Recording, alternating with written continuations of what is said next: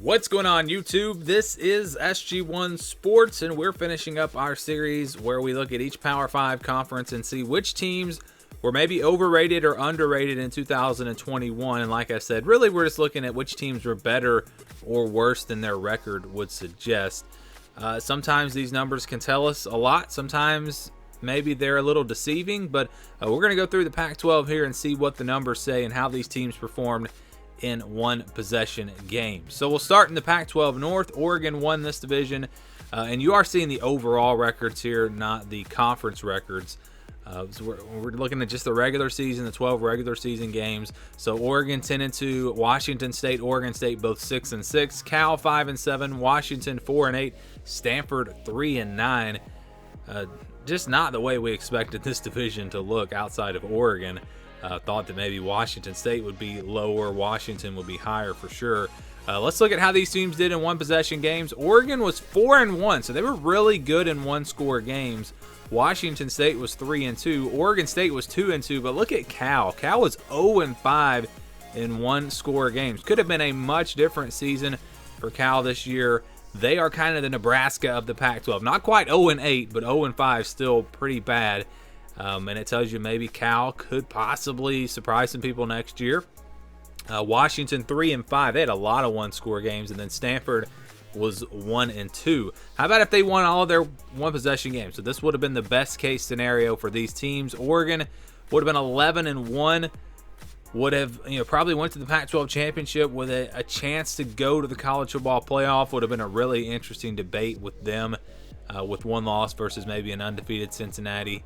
Not sure how that would have played out. But Washington State would have been 8-4. Oregon State would have been 8-4. Not much difference. Cal could have been 10-2 though. So look at Cal. They could have gone all the way from 5-7 to 10-2 if they had won all of their one-score games. Washington could have been 9-3. Could have been a much different year. We talked about the disappointment here for Washington. They were not that far away from having a pretty good season. But they just didn't go that way because they lost so many one-score games.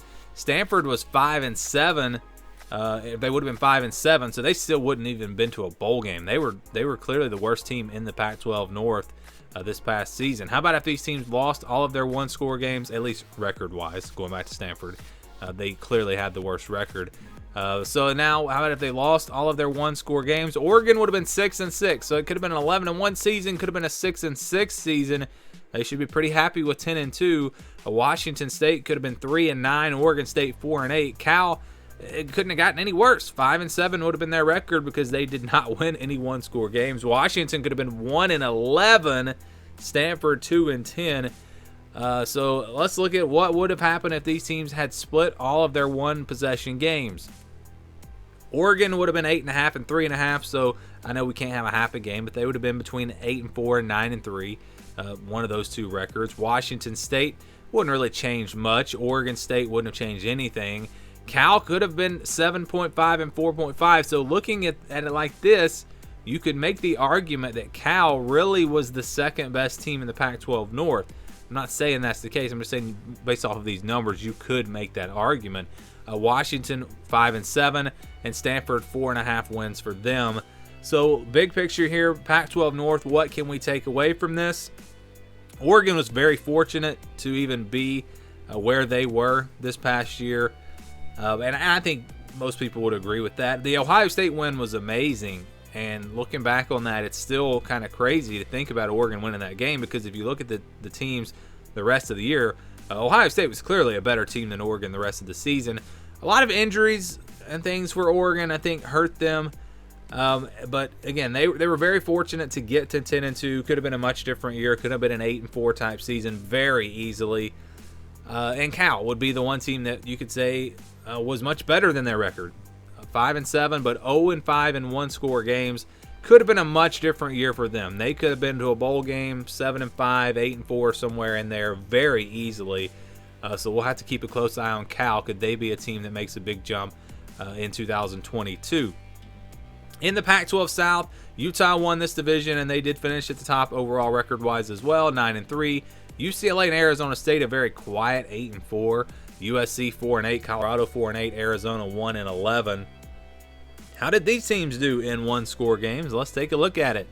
Utah was 0-2, so Utah, if anything, was underrated this past season. Could have easily gone 11-1. UCLA was 1-2, Arizona State 1-0, USC 1-1, Colorado 2-1, and look at Arizona at 1-4. They've done some work recruiting in the transfer portal. They were close to winning several games last season. Maybe Arizona is a team that we can watch out for in the Pac-12. Could Cal be the team in the North? Arizona the team in the South? Potentially. We'll see. How about if these teams won all of their one-score games? Utah would have been 11-1. Would have been probably in the college football playoff. It depends on who the one loss had come to, maybe. UCLA 10-2 could have been a much different year for them. Arizona State could have been, they still would have just been 8-4. USC could have been 5-7, not much better. Same thing for Colorado. But look at Arizona. Arizona, if they had won all their one-score games, could have been right there with USC and Colorado, even though they were 3 games behind them. They were 1-11 compared to 4-8 for USC and Colorado. So Arizona's close. Arizona is close. We'll see if they make that jump in 2022. How about if these teams had lost all of their one-score games? Well, Utah would have been 9-3. Wouldn't have changed anything. UCLA would have been 7-5. Arizona State also 7-5. How about USC? They would have been 3-9. Colorado 2-10.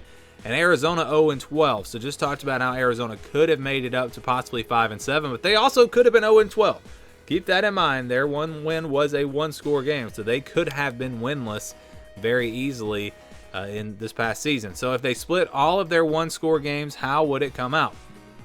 Well, Utah would have been 10-2, a little bit better. Really wouldn't have changed much, though. They still went to the Pac-12 championship, would have went to the Rose Bowl. So not really much change there. Not much would have changed for UCLA or Arizona State. 8.5 wins for the Bruins, 7.5 wins for Arizona State. USC still would have been 4-8. Colorado wouldn't have changed much. Arizona would have had a little bit better record, but wouldn't have made it to a bowl game or anything. So, yeah, no huge takeaways here in the South. I would say that Utah, again, was, if anything, better than their record. If anything, they were underrated a little bit. Got off to a little bit of a slow start, but the way they finished, this was one of the best teams in the country, and they're preseason top 10 next year, more than likely. And then for Arizona, they also maybe were better than their record, and we just wonder now, is Arizona close? Is Arizona a team that can maybe at least get to a bowl game next year? You know, I haven't done all my breakdowns to look at the rosters and everything, but based off of some of the things I'm hearing about Arizona and how close they were this past season, Arizona might be a bowl team in 2022. So Utah and Arizona, both maybe better than their record, a little underrated. And then if you go back to the Pac-12, and Cal also very underrated. At least they were better than their record based off of these numbers. But the only real team that maybe was overrated a little bit was Oregon, and even that wasn't a whole lot. So I don't think there's really any team that we can look at in the Pac-12 and say, wow, this team was definitely overrated. Oregon, yes, would be that one team. They were not as good as their record would suggest, but some other teams that were better than their record would suggest, and those are the teams that maybe we should keep an eye out for in 2022. What are your thoughts on the Pac-12 and these numbers? It's always fun to look at. I'm not saying that this is going to predict anything for next season. It's just numbers that we like to look at, and sometimes they can give us some information. So what are your thoughts on this? Give them to me down in the comments below. Thanks for watching this video, and stay tuned for more here on the SG1 Sports YouTube channel.